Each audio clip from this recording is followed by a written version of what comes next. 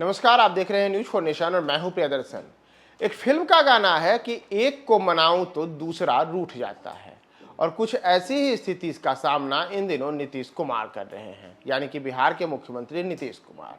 बिहार के मुख्यमंत्री नीतीश कुमार लगातार पिछले कुछ महीनों से विपक्षी एकता की पहल को आगे बढ़ाने के लिए प्रयासरत हैं, और वे अलग अलग कई दलों को भारतीय जनता पार्टी के खिलाफ एकजुट करने के लिए प्रयासरत हैं। चाहे बात बिहार के दलों की हो, चाहे बात उत्तर प्रदेश की हो, चाहे फिर पश्चिम बंगाल हो, या गैर हिंदी भाषी राज्यों में पश्चिम और दक्षिण भारत के राज्य हों,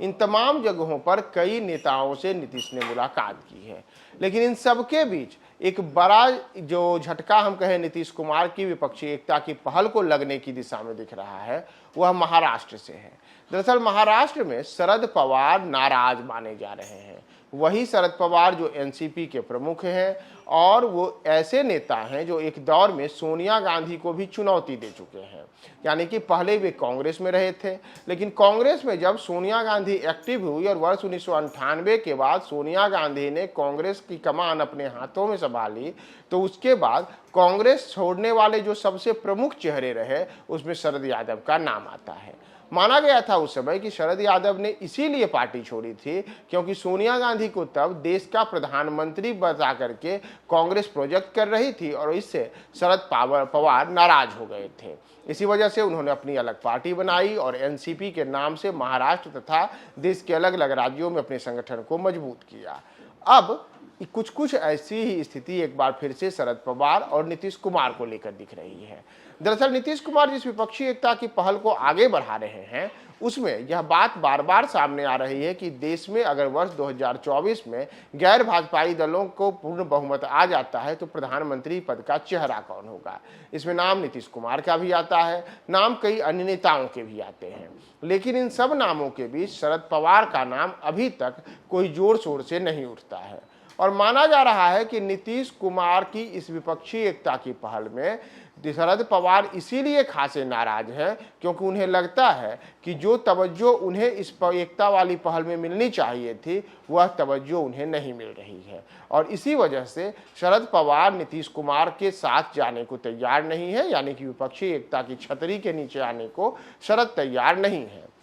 और शरद अगर वहां नहीं आते हैं तो इससे एक बड़ा झटका पूरे देश में नीतीश कुमार की इस पहल को लग सकता है। इसे आप ऐसे समझिए कि एनसीपी एक ऐसी पार्टी है जो भले ही मूल रूप से महाराष्ट्र में ही विधायक और सांसदों को जीतने और जिताने का काम करते रही है, लेकिन राष्ट्रीय स्तर पर कई राज्यों में एनसीपी का प्रभाव है। कुछ लोकसभा क्षेत्र और कई विधानसभा क्षेत्रों में एनसीपी के कई ऐसे क्षेत्रीय नेता रहे हैं जो वहां पर प्रभावशाली उपस्थिति रखते हैं। इतना ही नहीं, शरद पवार ऐसे नेता हैं जो महाराष्ट्र में सबसे ज्यादा लोकप्रिय नेताओं में शामिल है, और लोकसभा सीटों की स्थिति के रूप में महाराष्ट्र एक ऐसा राज्य है जिस राज्य में सबसे ज्यादा सीटों वाले राज्य में है, और एनसीपी वहां पर अहम भूमिका में रहती है। तो अगर नीतीश कुमार की पहल को सफल करना है तो उनके लिए शरद पवार को अपने साथ लाना होगा। लेकिन जैसा मैंने आपको बताया कि एक के रूठने और एक के छूटने का सिलसिला थमता नजर नहीं आ रहा है,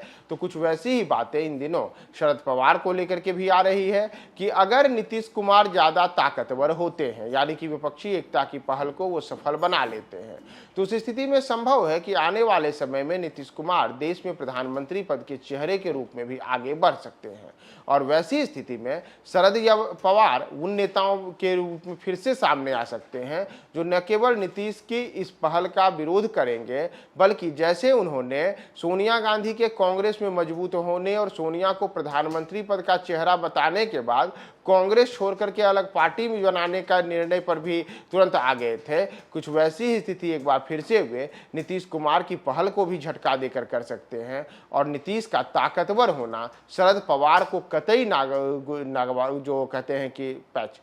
नीतीश का ताकतवर होना शरद पवार को कतई पसंद नहीं आएगा, क्योंकि वे खुद को सबसे मजबूत छत्रप के रूप में हमेशा से महसूस करते रहे हैं, दिखाते रहे हैं। और ऐसे में नीतीश अगर मजबूत होते हैं तो शरद के लिए उनकी जो दिली अभिलाषा रही है, उनका जो सपना रहा है, वो टूटने जैसा होगा। तो शरद कभी नहीं चाहेंगे कि नीतीश मजबूत हों।